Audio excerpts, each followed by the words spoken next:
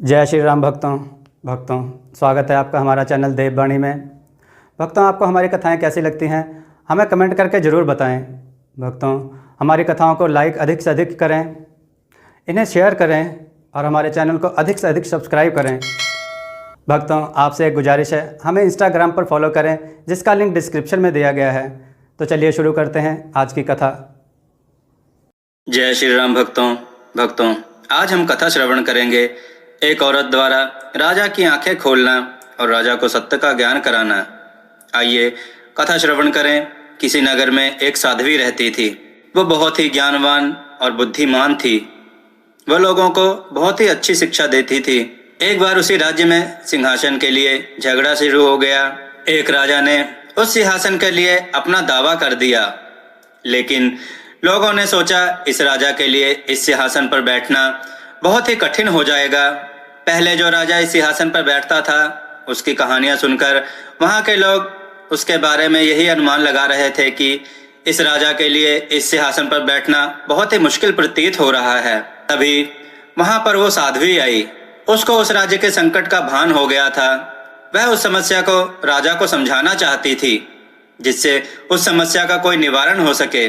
उसने कहा, राजन, मैं आपको इस पर जो पहले राजा बैठे थे उनकी एक कथा सुनाने जा रही हूँ। कहानी सुनने से पहले मैं आपको बताना चाहती हूँ कि किसी सिंहासन पर बैठना और उसका नेतृत्व करना दोनों ही बहुत अलग अलग विचार हैं। कुछ लोगों को सिंहासन तो मिल जाता है, लेकिन वे उस सिंहासन की मर्यादा को बनाए नहीं रख पाते। लेकिन बहुत से लोग योग्य होते हुए भी उन्हें सिंहासन या उच्च पद नहीं मिलता।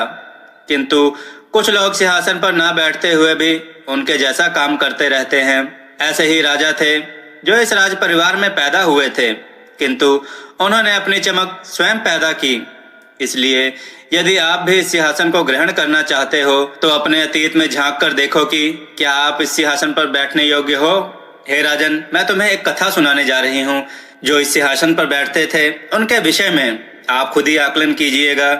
एक समय की बात है, पूरा राज्य सुख शांति से चैन की सांस ले रहा था। एक दिन रात के समय राजा की आंख अचानक खुल गई। राजा ने महसूस किया कि किसी के जोर जोर के रोने की आवाज आ रही है। राजा महल से बाहर आया और उस दिशा की ओर चलने लगा जिस दिशा में रोने की आवाज आ रही थी। थोड़ी ही दूर चलने पर उसने एक महिला को जोर जोर से रोते हुए देखा। वह अपने मरे हुए पति के पास बैठकर रो रही थी। राजा ने उससे पूछा, तुम्हारी ऐसी दशा का जिम्मेदार कौन है? मुझे विस्तार पूर्वक बताओ। मैं राजा हूँ, तुम्हारी यथासंभव सहायता करूंगा। हे राजन, मेरा पति एक चोर था और रात्रि में चोरी किया करता था, जिसकी वजह से आपके सैनिकों ने उसे पकड़कर सूली पर चढ़ा दिया। स्त्री ने जोर से रोते हुए कहा, चोरी करना एक संगीन अपराध है। अपराधी को तो सजा मिलती ही है। अगर तुम मेरे पास पहले आ जाती तो मैं तेरे पति के बारे में दयालु भाव से विचार करता। राजा ने निराशा भरे स्वर में कहा। राजा की बात सुनकर स्त्री और जोर जोर से रोने लगी। उसने कहा, हे राजन, चोरी करना अपराध है, किंतु आपने कभी सोचा है कि व्यक्ति चोरी क्यों करता है? कुछ लोगों के पास बहुत धन दौलत है, कुछ लोगों के पास कुछ भी नहीं। महिला ने अपना गुस्सा जाहिर करते हुए कहा, आपके राज्य में सभी खुशहाल नजर आते हैं। जब सभी खुशहाल हैं तो चोरी क्यों होती है महाराज? जाहिर है कि राज्य में अभी भी बहुत से लोग हैं जो अभाव में जीते हैं। उनके पास ना कोई काम है, ना खेती करने लायक जमीन। राजा उस महिला की बात सुनकर आश्चर्यचकित रह गए। उस महिला को दरबार में लाया गया। एक बार फिर अपने दरबारियों से इस विकट समस्या के बारे में वार्ता की। हमने तो सभी गरीबों के लिए काम और खेती की व्यवस्था की थी, फिर राज्य में यह सब क्या हो रहा है? राजा ने सवाल किया।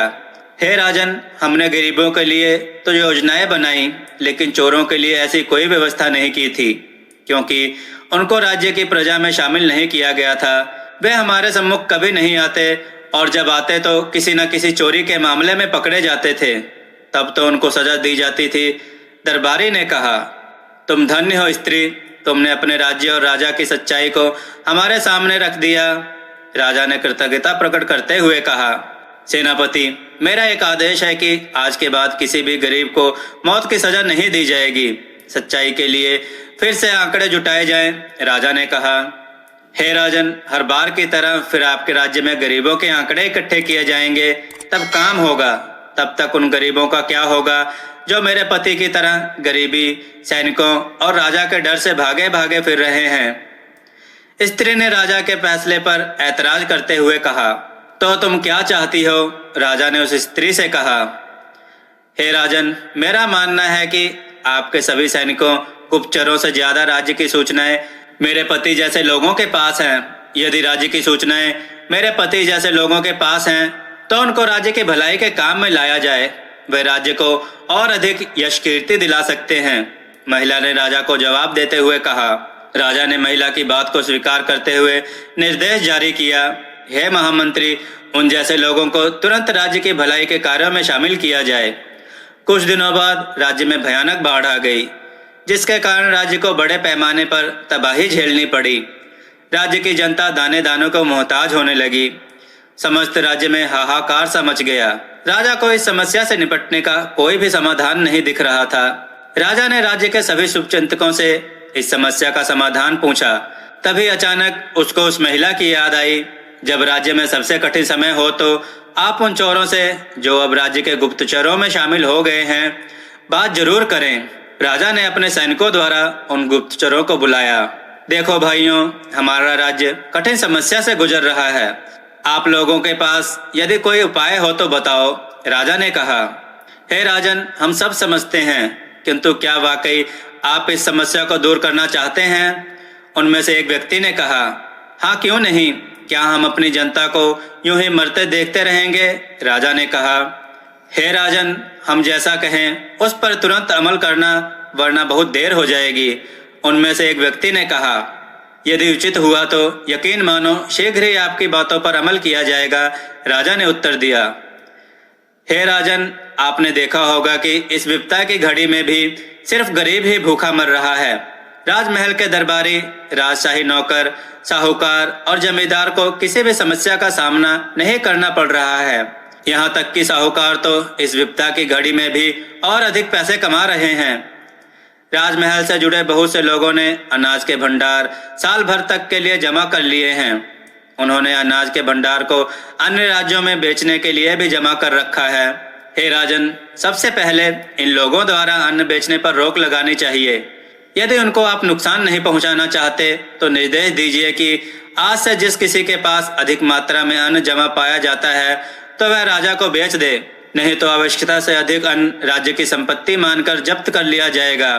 उनमें से एक व्यक्ति ने कहा, जो पहले चोरी करता था, बहुत अच्छा सुझाव दिया है तुमने। राजा ने कहा, ठहरो महाराज, उस व्यक्ति ने राजा को टोकते हुए कहा, हे राजन, दूसरा आदेश दीजिए कि जब तक राज्य को इस विपदा से छुटकारा नहीं मिलता तब तक सभी जरूरतमंद लोगों को सस्ते दामों पर अनाज उपलब्ध होगा, और जो खरीदने में बिल्कुल भी असमर्थ हैं उन्हें भी उनके जरूरत के हिसाब से अन्न मिलेगा। वाह, क्या बात है मित्र, यह तो और भी अच्छा सुझाव है। राजा ने उत्तर दिया, महाराज, हमारे राज्य में प्रत्येक वर्ष या तो बाढ़ आती है या किसी इलाके में जबरदस्त सूखा पड़ता है। आपको तीसरा आदेश देना है कि जिन नदियों में बाढ़ आती है उनमें से छोटी छोटी नहरों को उन राज्यों तक बनाया जाना चाहिए जहां सूखा पड़ने की थोड़ी सी भी संभावना है। राजा ने उन सभी आदेशों को पूरे राज्य में लागू करवाना शुरू कर दिया। कुछ दिन पश्चात ही इन योजनाओं से राज्य की इस विपदा से निपटारा कर लिया गया। आने वाले वर्षों तक बाढ़ और सूखा राज्य में नहीं पड़ा। नतीजा यह हुआ कि राज्य में सुख समृद्धि बढ़ने लगी और राजा की यश कीर्ति चारों दिशाओं में फैलने लगी।